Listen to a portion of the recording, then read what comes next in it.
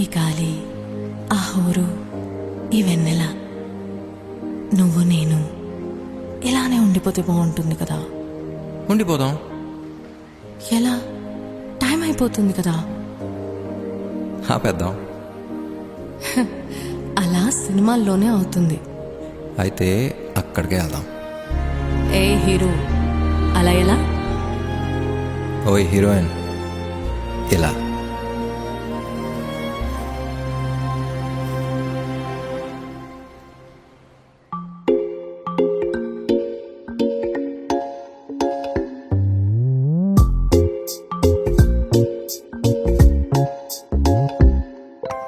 రంగు రంగు తారలన్నీ తొంగి తొంగి ఒక్కసారి చూస్తున్నా ఏంటిలా?